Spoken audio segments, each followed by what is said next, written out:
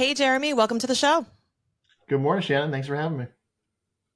Of course, would you mind just introducing yourself real quick to those listening? Let them know who you are and what you do. Sure. Jeremy Race. I'm the president and CEO of Junior Achievement of Southwest New England, which is based in Hartford, Connecticut. Amazing. Can you just tell our listeners, because I've been a volunteer and donor of JA for years. I was actually a student of JA for a long time when I was a kid. And I love the organization, but I want you to share in your own words what Junior Achievement actually does and what it means to you. Sure. No, and thank you for being a JA alum. We love that. It's interesting, Shannon. I think for many years, first of all, Junior Achievement's been around for over 100 years, which most people might not be aware. And for many years, people I think thought of us as a great program provider, and that's great. We do have wonderful curriculum and wonderful programs, but I think especially coming out of the pandemic, what I'm trying to get people to better understand is that we're an organization that is really trying to be helpful with real societal problems. Financial literacy being one of those. And the things we're really trying to help people achieve, young people achieve, are things like underserved students, setting a clear path out of poverty, and trying to help make sure that there's as close to 100% high school graduation rates, and trying to make sure that young people get the financial literacy education they need so that their savings accounts actually outweigh their debt, which has always been a problem. And we really want young people to be successful, and we do that, Shannon, by teaching kids as young as kindergarten, believe it or not, all the way through high school and now beyond. The basics of financial literacy, career inspiration, and work readiness, and entrepreneurship. And we do that through, again, incredible curriculum. But what separates us from other organizations and curriculum providers is we have an army of volunteers that teach our program. So it's people like you, Shannon, and others who have that experience, that real life experience, that can go into classrooms and really inspire these kids, get them excited about money and how to be smart with it, which is what a lot of people need. Yeah, and this opens up so many different questions too, because we were just talking before we hit record on we don't want JA to be the best kept secret. you know, I've always been inspired by it. And can you just, for the sake of awareness for our listeners, can you just share some of those programs that JA provides just to bring it home on like what are you exactly teaching these kids? Because I think it's just amazing. Yeah, it's I think you hit the nail on the head. We don't want to be a secret. We want to be a household name, and we want people to understand that we are the premier organization that teaches financial literacy and other things. So I'll give you kind of a K through 12 little rundown here. I mean, at a basic level, we run a lot of programs for elementary school students. And for example, I mean, second graders are learning about taxes, Shannon. They're learning about civics and how to vote and why that's important. They're learning about jobs. Fourth graders learn about entrepreneurship, and some STEM components. And then you get to middle school and you got kids learning how to budget and what are jobs, what jobs are out there, again, how to start a business. So those are our core curriculum. For the middle school and high school kids, we're doing a lot in the career inspiration space, which is still very tied to financial literacy, because kids who get good jobs, are happy in their jobs. And by the way, we have a great stat that JA alum actually end up earning 20% more than their non-JA peers. So kids who go through JA will make more money. It's a proven fact. But we're doing a lot of things like job shadows and career panels, and getting different industries in front of kids. I think last year, we introduced 200 different careers to students in Connecticut, which is remarkable. And we served about 30,000 students. So that's a lot of kids. So it's hard to kind of imagine that we're still a secret somehow. But I think, Shannon, there's one major project, if I can mention, that we're working on right now, and it's called JA Biztown, JA Finance Park. And that's a program that will see us for the first time ever opening up a brick and mortar financial literacy facility in downtown Hartford. We will have a JA building that 10,000 kids, additional kids, will go through each year, and experience, what it's like to be an adult and make those important financial and career decisions. So we're super excited. It's a major project for us, obviously, but I'm hoping that that will also put us on the map more. That people literally now drive through downtown Hartford and see JA signage and see kids every day walking into that building, knowing that when those kids leave that building, they are smarter than before they went in, and they're more prepared for their financial futures. And that's what gets me excited and keeps me working at this all these years.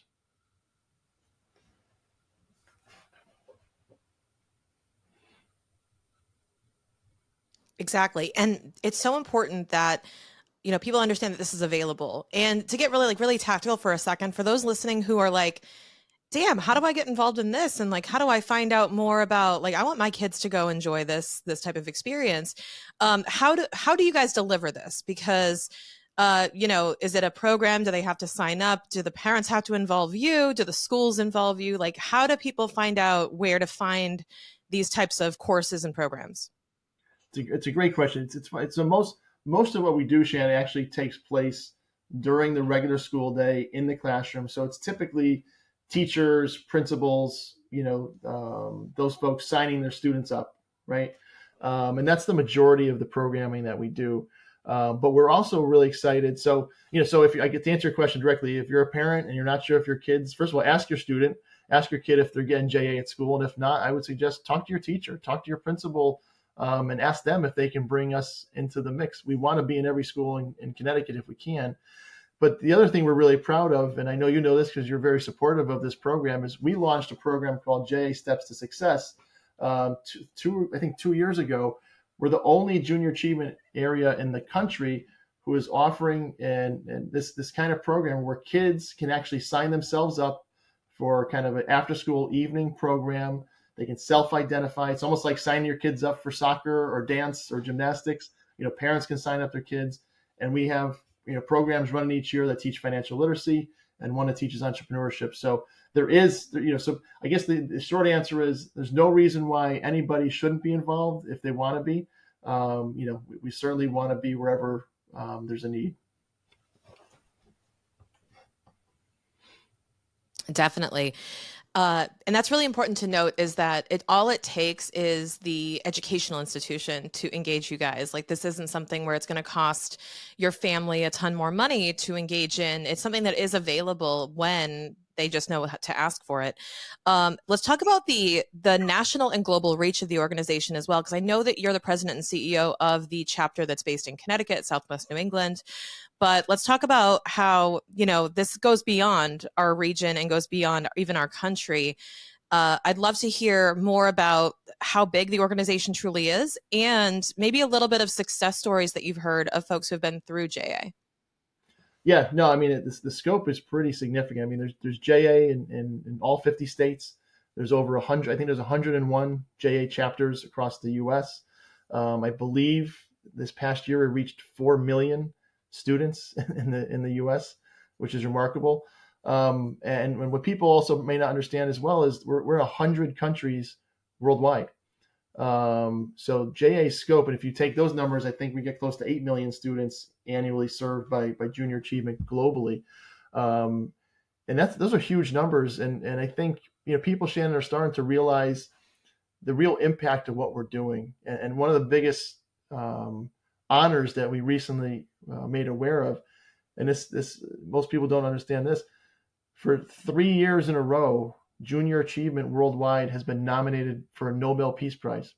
That's an incredible honor. We're very humbled by that. And I think when all of us, I've been with Jay for 22 years, Shannon. I think if you had asked me, 3 years ago, do you think Jay would ever be nominated for a Nobel Peace Prize? I'd be like, I'm not sure. The fact that 3 years in a row, because people are starting to realize the power of economic education and what we can do in communities, especially maybe communities who need some uplifting, is we can make a real difference. And we can really change the narrative for students, for their families, for entire communities, businesses. When people are making smarter decisions for themselves and for their families, it's pretty remarkable what that can do and how transformative that is. And I think it's that transformation aspect of what we do that is really significant. I mean, I could tell you a quick story of a local student. It's one of my favorite stories, and we've got a ton of these. But I met a young girl. This is probably 10 years ago. She was in middle school at the time in New Britain, and she was part of a dropout prevention program. And she was selected because, unfortunately, she was on a track to potentially drop out and not even make it to high school. And JA was one of several organizations that helped intervene. And I personally had the honor and privilege of teaching financial literacy to her group of 20 middle school sixth graders in sixth grade. The following year, we did another JA program in seventh grade. The following year, we stayed with these kids, did another program. And it was remarkable, Shannon. I mean, these kids, and I'm not saying JA was the only reason we were a part of a program, but these kids, all of a sudden, their attendance rates started going up, their behavior improved, their grades improved. We had kids who were D students who became A students in a short period of time because they were engaged, right? The beauty of JA programs is it makes these kids feel like adults. And when you treat young people like adults, that's a good thing. And they start acting like adults and making better decisions. So anyway, make a long story short, this young woman, we asked her to speak. Her name was Jocelyn, and she got up in front of 500 people at one of our events, and she gave a speech that I, to this day, will never forget. And she said how, thanks to junior achievement, she will graduate high school, and she will be successful. And I get goosebumps just right now. Even I can picture Jocelyn up on that stage. And we stayed in touch with her even after high school and in college, and now she's got a full-time job. And she recently told me that she literally remembered a lot of the lessons that we taught her on budgeting.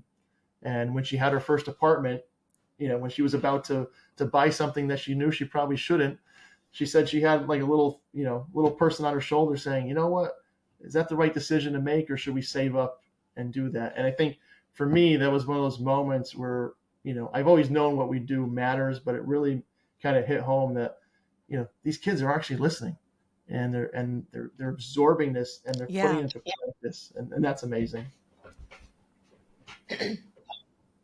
It is amazing. And I think that we tend to underestimate the impact these things are having because it will take a while for them to appreciate really what it was that they learned. And I remember we did a budgeting. I remember doing budgeting with JA, and I'm like, I don't know for sure if that was like the cement, right? that burned that into my brain that has to happen. But I know that I was exposed to these concepts at a young age. And I think that when you're exposed to them, it also takes the fear away as you get older. There are tons of adults listening right now that I work with who are scared of even looking at their bank account balance. They don't understand how to read a P&L. They don't understand how to look at a budget. They don't really know how to manage money.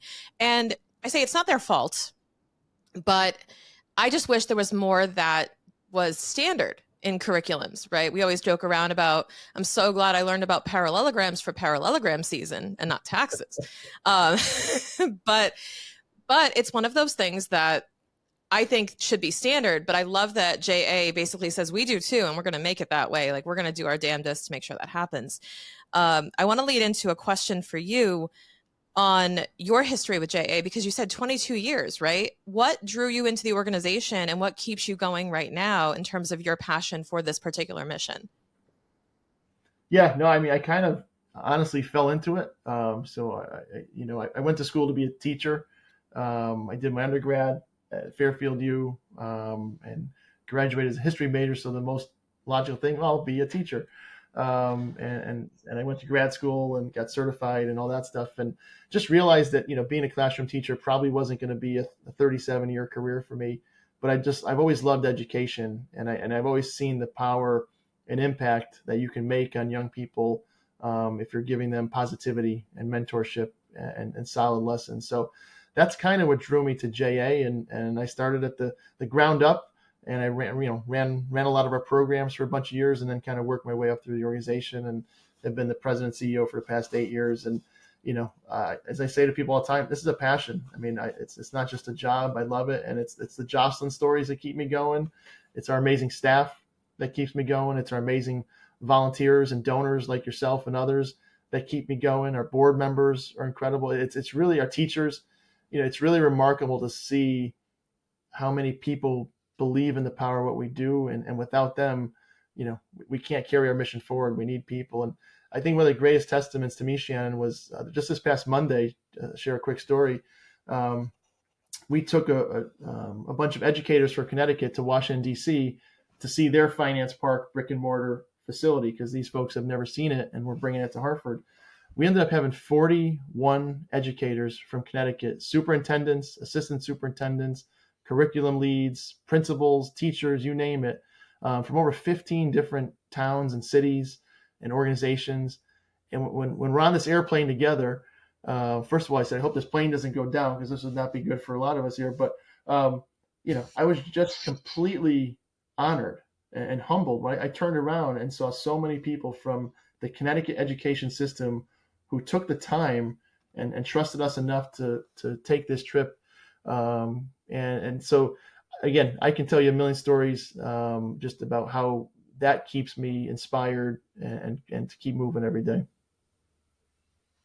I totally agree. And I think no entrepreneurs will agree with that and will understand how that is a project of passion and something that we're so passionate about. And you brought up the Biztown and Finance Park. I don't want to skip the fact that people may not know what that is. So could you explain the brick and mortar, what it actually will be and what it's designed to do? Just a little bit more on those types of programs with JA. Sure. Yeah. No, it's super exciting. So these Biztown Finance Park facilities, they exist around the country. I think there's 68 of these facilities in roughly 50 cities across the U.S. They've been around for a bunch of years. It's something we've wanted to bring to Connecticut for about 20 years, and now we're finally ready. We'd be the first in New England, and which we're really, really excited about.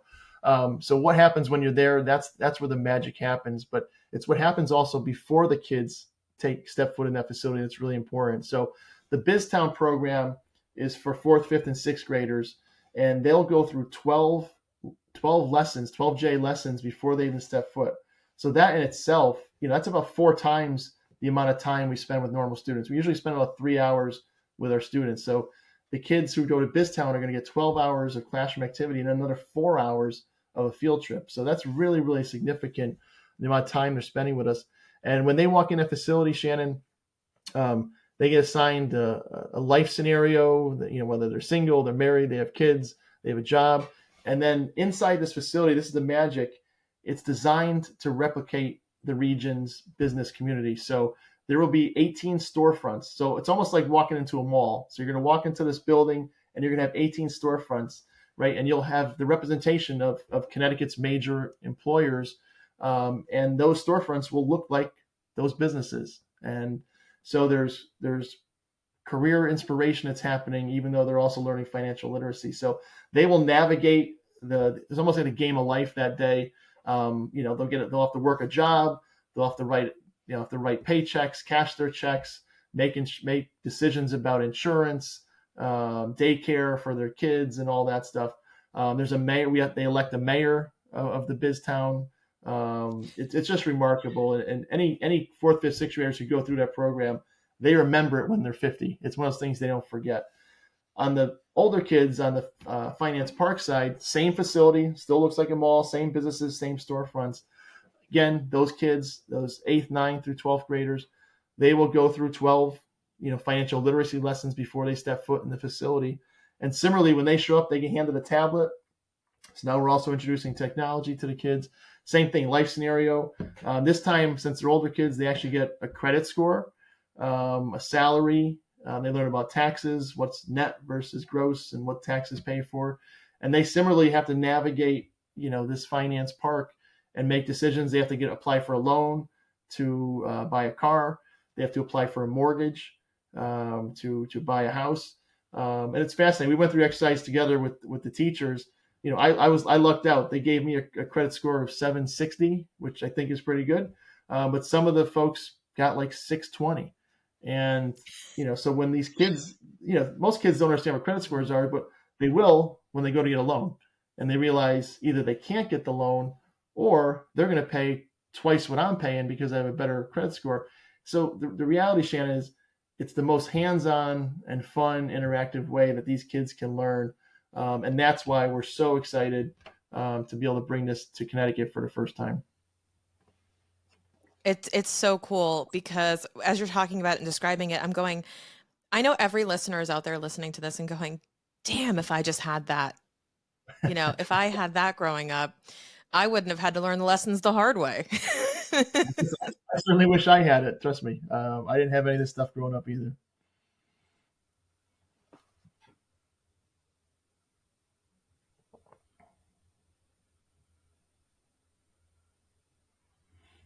Sorry, it cut out for a second.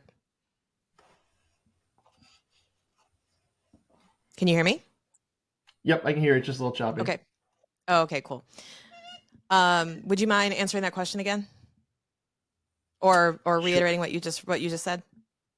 I'm sorry. Which one? The Um, Sorry, when I said wish we had this growing up. Oh, yes. No, I was saying I wish I had this growing up as well. It would have saved me from some challenging financial decisions that probably could have been prevented if I had junior achievement. Yeah, I think that when you present these concepts to kids in a like safe environment with I call it the bumper lane, like the stuff around them going like this isn't real, but like you're gonna feel the related emotions of being rejected from something because of your credit score or having it cost you more money. It's like, well, this isn't fair. And it's like, aha, we have now tapped into the emotion of now you know how this really feels and how this actually works in real life. And like I said before, and I think this is actually one of the biggest benefits, is it takes the intimidation out of these concepts when you're an adult. Because a lot of people can learn to navigate these things when they're older, but it takes a lot of trial and error when there are really bigger stakes. There's actual money at play, there's actual lives at stake. And it's much more pressure filled, much more intimidating. And I think that if you can actually take these concepts and make them approachable for kids, it takes that power away when they're older and they know how to navigate these situations and they're just less fearful of what's going to happen. Do you agree? Yeah, no, I mean, I'm just as I'm sitting here listening to you, I'm thinking of one of the my favorite quotes that a bunch of years ago a UConn professor said to me. He said that you know young kids going to college and early adulthood without financial literacy education is no different than giving a 16-year-old the keys to a car without driver's ed. And I sat back and I'm like, that's a pretty bold statement, but it's absolutely true. It's dangerous, it's risky, It it's is. terrifying in so many different ways. And that's stuck with me all these years. And I think that's why I truly believe it's so important, what we do. And all we're trying to do is just reach more kids. Yeah, I absolutely love that. And, as JA has developed and grown, are there any other notable alumni, notable success stories, like anyone that people would be familiar with that are either supporters of or alumni of JA that you know of? Um, there's definitely a few. I'm drawing Mark Cuban from which most people know from Shark Tank. Hmm. Is actually a Yep. JA alum, and he's credited junior achievement for help kind of ignite that entrepreneurial spirit in him. He's probably one of the more famous. I think Sanjay Gupta from we've been seen on a lot of the news programs over the years. I believe he's a proud Hmm. JA alum. I think Gene Simmons from Kiss as well. That one doesn't get talked about as much, but that's another fun fact. But I think, Let's do credit. but yeah, absolutely. Hey, they're very entrepreneurial in that band as well. But I know there's a lot of local business people, even in our Connecticut business community. Some of the senior leaders, you know, have been JA alum and are now JA volunteers, and that's what's been kind of fun to see. Is especially being there for so long, you start to see young people who are junior achievement students, and then they go off to college, then they go off to work, and then they become junior achievement volunteers. And that to me, those are the moments again, those goosebump moments. Like, well, so we must have had some kind of impact because if they're going to now take their time to give back to the next generation, that's pretty cool. Yeah. I had that feeling too. When I was in college, I volunteered. It was one of the, like, when I went to Elon in North Carolina, we had these different volunteer opportunities for the business fraternity that I was in. So it would be like, here are these different ways you can volunteer and get community service hours. And one of them was junior achievement for the local elementary school. Uh, and I will never forget this little boy, probably 8 or 9 years old, roughly. I want to say that's around the third grade level. Yep. Um, and we did this big, now you know the formal name of this. I don't remember it, but it was like a giant blanket with the town. Is that Biztown? Maybe that is. So Maybe, yeah. so what we did was, yeah, so there were all these decisions they had to make, and they had to like, okay, where are you going to put your restaurant or your business? Like they would say, we're going to start a business. Where do you want to put it in the town? And this little boy, I'll never forget, pointed to a point in the park on the corner, and he goes, I want to put it there. And I said, why? And he said, well, there's a church right there. So if we're open on Sunday, that would be great. And there's a lot of sidewalks here for people walking in the park. So they're going to walk by. And I was like, this kid is brilliant. Like he was he's already already demonstrating thinking like an entrepreneur. Yeah, he understands the concept of location, location, location, which is really important. Yeah, and I was That's like, great. you're 9 years old. I was like, most of you guys are like cheese and crackers or peanut butter and crackers. Like those are your decisions, right? This kid is like, what is the to maximize profitability for this location? And I'm like, I'm hiring you. Here's my number. Call me when you graduate because you're brilliant. Absolutely. But I remember these kids, and they were having conversations that were so advanced.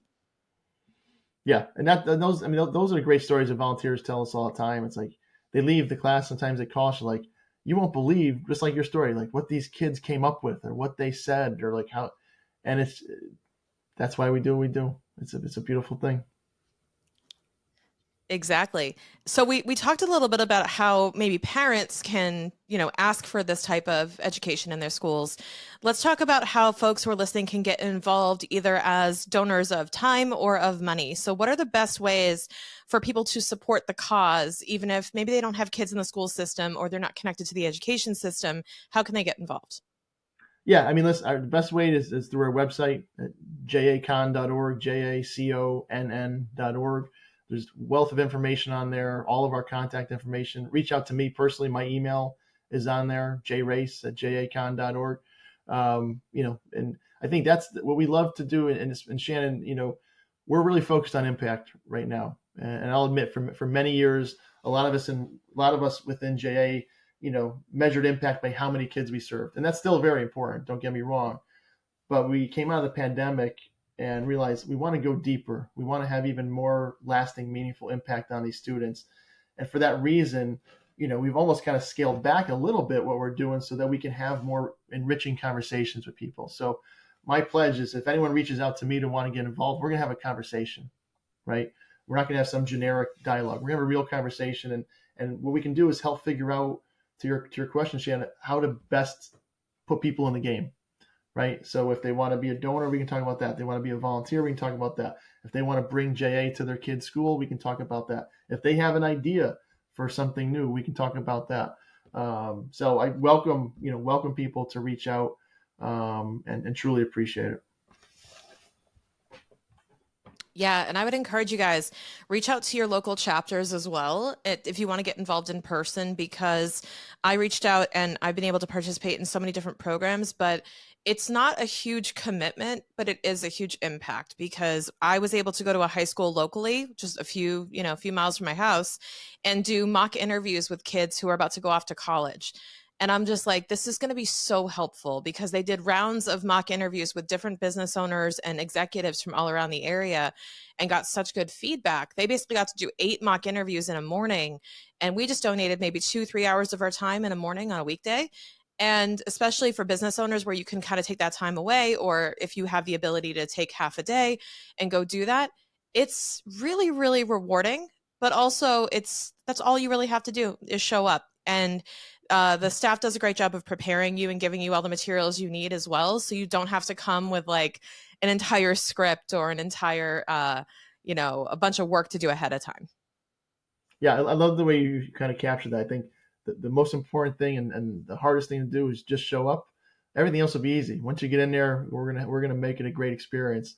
But just show up. I promise it'll be a great experience. Amazing. So one more time, guys, in the show notes, you can catch, I'm going to put Jeremy's email. whether we'll see if you Right, right. appreciate me doing Stand that or by not. it. You're gonna get bombarded. That's okay. Um, yeah, so we'll put Jeremy's email, we'll put the website for Southwest New England. But if you are not located in Southwest New England and you do want to get involved in person, there is a JA near you. I guarantee it. So definitely look up Junior Achievement and find out more about what they're doing. You're only going to be blown away by the caliber of the programs and the type of content that they're putting out there. It's going to surprise you in the best way possible how much of an impact this organization is making. So, and Jeremy, thank you so much for joining me on the show today. Anything you want to leave our listeners with? No, I first of all, thank you again, and I'll just leave you with this, similar to what you said. You know, we need more people to show up, and our kids need you, right? That's the most important message to take away is more kids need this stuff, and they need you, and you can make a real difference in the life of a young person through junior achievement, wherever you're located. So, thank you for considering that, and thank you for having me today, Shannon. I truly appreciate it. Of course. Thank you so much for being here.